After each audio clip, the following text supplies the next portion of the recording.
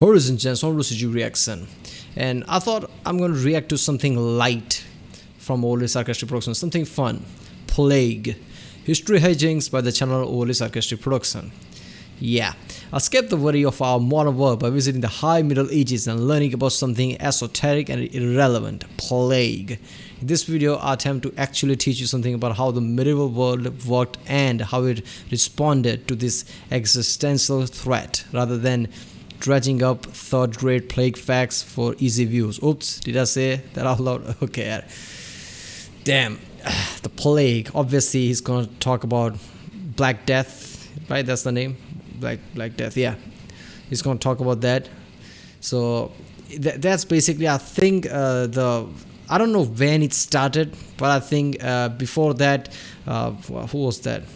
Justinian plague during the Byzantine time was also the same thing, bubonic plague, and then the major bubonic plague hit, Black Death. They killed third of the entire European population. During the Justinian plague, it also killed third of the population, so there's consistency there. It kills third of the population, so we could be so glad that something like that didn't hit, around this time. Because if the mutated version of bubonic plague would have hit by about now, we all would have been screwed. But yeah, let's watch this one. Remember, people, if you like my reaction, don't forget to like and subscribe. Check out the reaction. There's a link in the description. Check out the cast of the playlist, like Overly Sarcastic Production reaction. I upload lots of videos in 24 hours, so you might have missed some notification. YouTube might not have sent a notification. So check out the playlist. It's all videos are there. Check out the playlist too, like Real Life Lore, CGP Grey, Cuz Gazard in a Nutshell, Internet Historian, Tierzu, and yeah, let's watch this one. When we learn about the past, we use those lessons to help us in the present, and yada yada yada, blah blah blah. But sometimes, for no particular reason, we just need a little escapism. Jumping back to a simpler time to just enjoy the fun stories and cool civilizations without all the stress. So today, we're gonna get 700 years away from all the worries of our modern world, and instead talk about plague. God, what am I doing? Okay. To take a quick peruse through this foreign and exotic chapter in the story of our world and dispel a myth or two, let's do some history. Humans have seen a lot of plaguery throughout the ages, from the Plague of Athens to the Great Plague of Justinian to the Spanish flu to whatever the hell 2020 is doing. But right now we're going to zero in on the big one, the Black Death of 1347 to 1351. And in an attempt to not scratch too fiercely at the this video was uploaded in July 2020, so it was really hitting the numbers, the current crisis, but not as bad as it happened later on. So he really doesn't know here how bad this plague got, especially in India right now. The numbers are hitting at ridiculously high. Bottom of ye old plague content barrel, I'm going to take what is hopefully a novel angle on the subject, so I uncharacteristically won't be dallying too much on the effects in and around Italy. I know, such restraint. Venice, Genoa, and the other maritime republics practically feature as the protagonists of the early plague story because they carted it westwards, but we're going back a little further because our journey actually begins with the Mongols. In the 12 and 1300s, they stretched out from their East Asian homeland into roughly everywhere, and by the 1340s, they were on the doorstep of the last big city in the Black Sea, the Crimean port of Kaffa. The merchants in Kaffa worked for the Republic of Genoa and traded with the Mongols, so they were doing big business as a through port between Asia and Europe. This was a wildly lucrative operation, but it wasn't always smooth sailing. You've got lots of people handling large amounts of money and cargo, so sometimes disagreements happen, sometimes street fights happen, sometimes a Mongol gets killed in a brawl and the offending party runs behind the city walls for cover, and sometimes in this fully hypothetical scenario, the Mongol leader is so enraged that they decide to besiege the city about it. So in the rare event that this happens, Kaffa was a lot better off than most cities on the receiving end of Mongol wrath. Whereas they could typically obliterate any city that didn't simply roll out the red carpet for their new overlords, that strategy worked best against inland cities with no long-term defenses beyond thoughts and prayers. Kaffa, by contrast, was on the sea and could import supplies from Genoa all decade long to simply wait out the Mongols.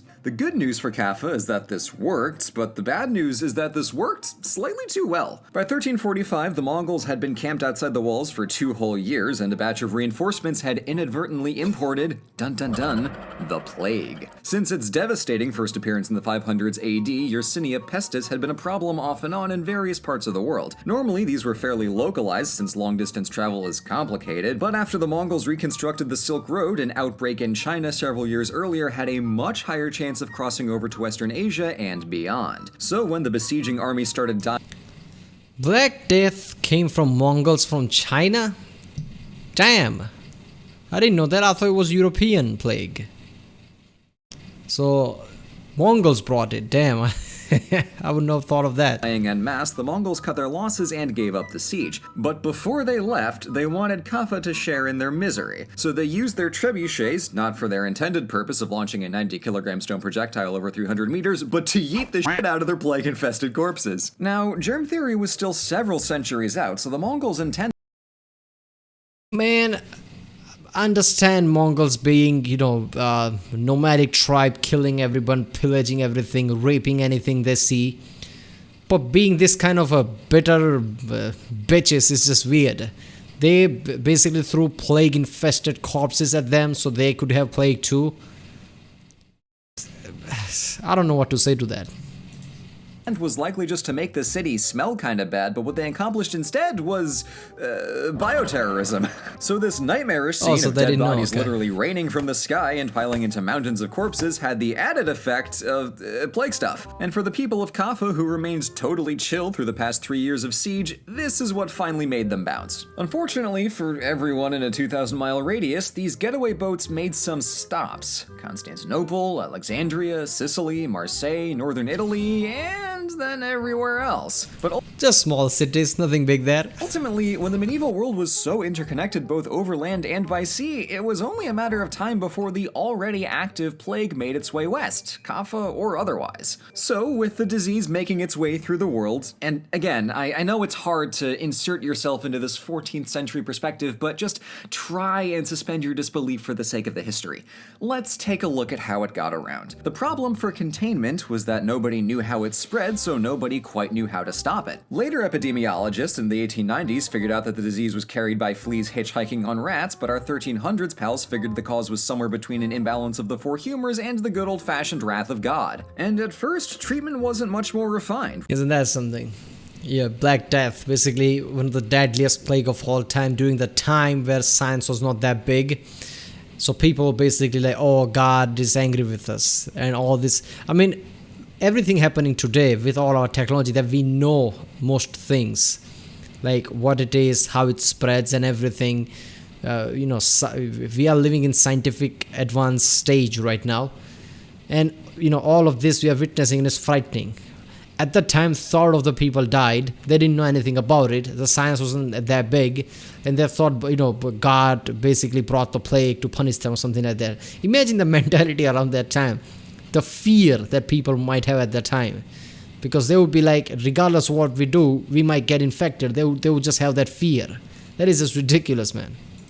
With responses ranging from, oh no, it seems that you have contracted Big Dead. You should pray about it, or something, to going full on Amontillado and bricking up sick houses. But in 1348, Ragusa and several other Italian ports began requiring all incoming sailors to stay outside the city for 30 days to stop asymptomatic carriers from inadvertently causing a mess. And one Italian city, who shall not be named, but you know who, bumped those rookie numbers up to 40 days, called a quarantino. It didn't entirely stop yon plague from barging in, but even a basic awareness that transmission is a thing helped with the containment. All told, this was a pretty bad time for the densely urbanized and interconnected cities of Europe, but we can't forget that this outbreak started in China, and they didn't just stop having the plague when everybody's focus shifted to Europe after 1347. In the decades following the first wave, the Mongol Yuan dynasty suffered debilitating power vacuums and loss of workforce that caused massive famines and eventually led to full-on rebellions. In 1368, the dynasty collapsed and got replaced with the Ming. The plague also sped up imperial turnover in Anatolia, where the Byzantine Empire cities, which at this point were not especially numerous, but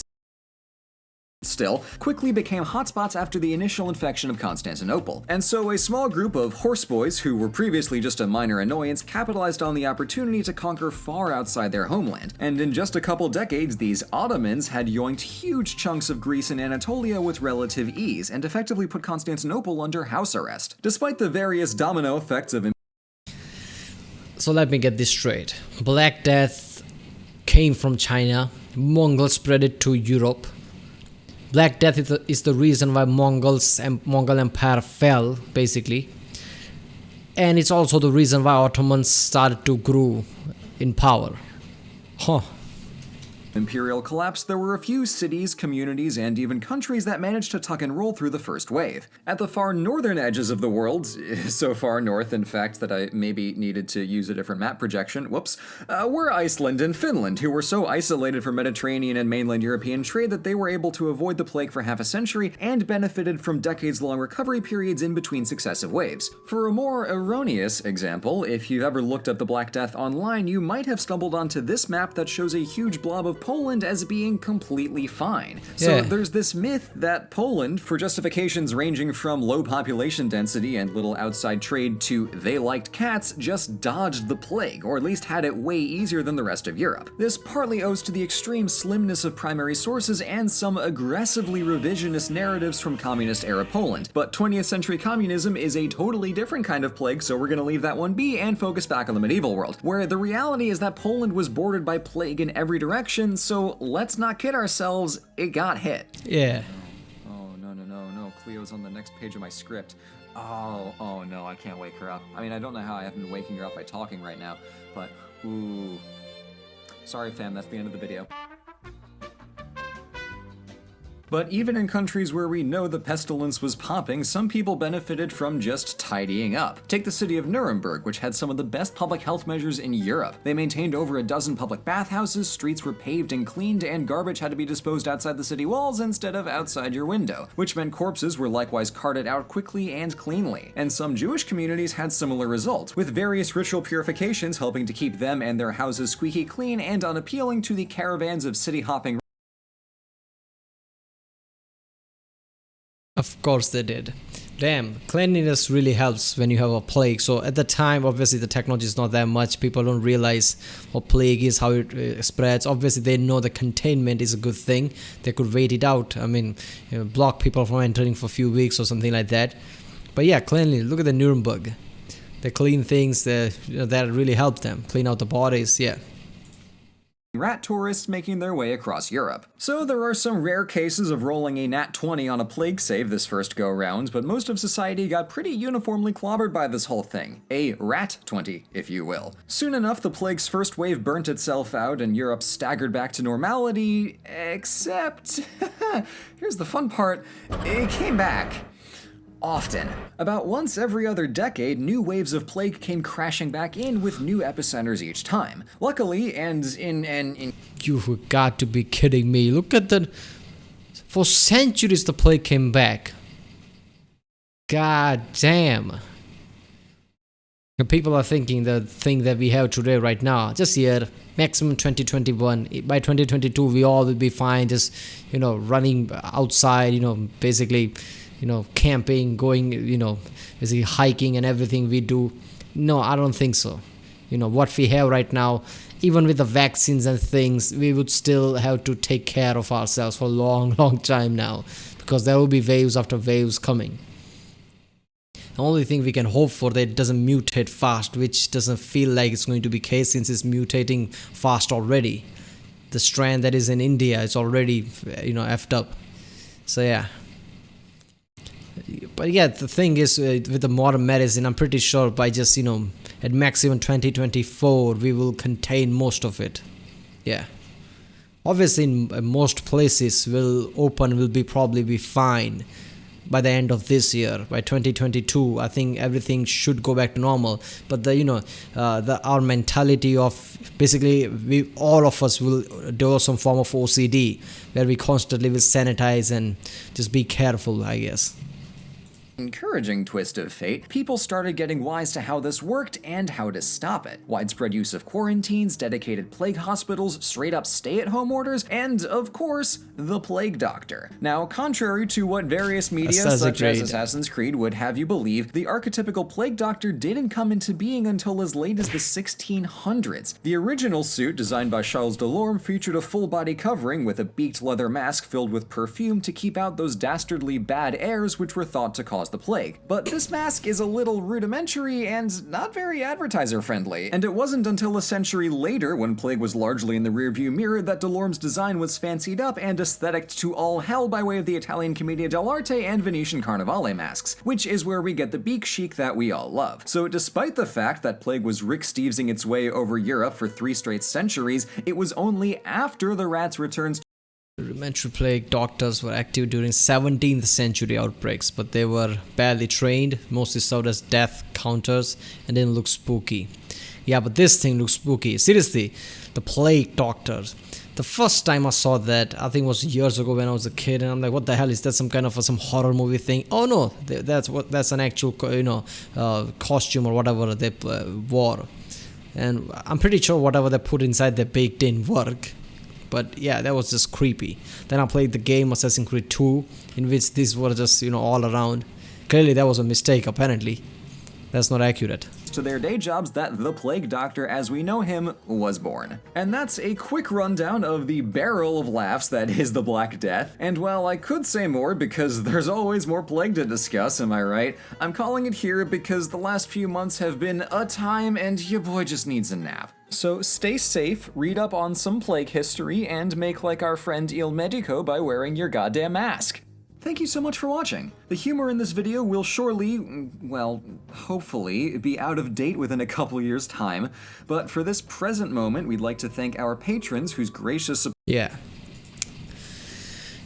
Black Death was just ridiculous, and it lasted for a long time at the age where science was not as advanced as we are today right now. Past 2-3 centuries basically spearheaded science in some areas that people can't even think of at the time where the Black Death came. Obviously people basically thought this is God punishing or whatever. Christian basically went after Jews or whatever, of course. So this is just ridiculous, and the plague was more deadlier than we have right now, obviously. Third of the Europe died. I mean, that's just way too heavy. Imagine something like that happening right now with all the people, all the populace, and the way we are connected by airplanes and things. Basically, this thing we have right now spread so fast because of the age that we are living in. In past 6 years, international travel just increased. Airway, basically airplanes and things just increased immensely. So, people are thinking, why didn't MERS, Middle Eastern similar, coronavirus, that was also coronavirus, the MERS. Why didn't that spread? That was in 2012, I think. And all this thing we have right now, the airplane travel increased after 2015 or something. So obviously what happened right now just spread immediately. I mean, in matter of months, it was worldwide thing. Every single country in the world was infected in matter of months. I mean, usually when plague happens, people try to contain it, like, Middle Eastern MERS didn't spread out to the whole world. That's why most people didn't even realize that it came and went. SARS, that spread a bit, but even that was contained at some point, but this thing didn't get contained. So the new issue arises now that anytime some kind of an outbreak happens, it's going to spread to the whole world before people realize this. So we need to think of defenses, or maybe, some kind of a checking mechanism at airports to check if somebody's infected or not. Damn, this is just after. Alright people, that was the Plague History Hijinks by Sarcastic Production. If you like my reaction, don't forget to like and subscribe. Check out the reaction, there's a link in the description. Check out the cast role plays, check out the end cards, and I'll see you next time.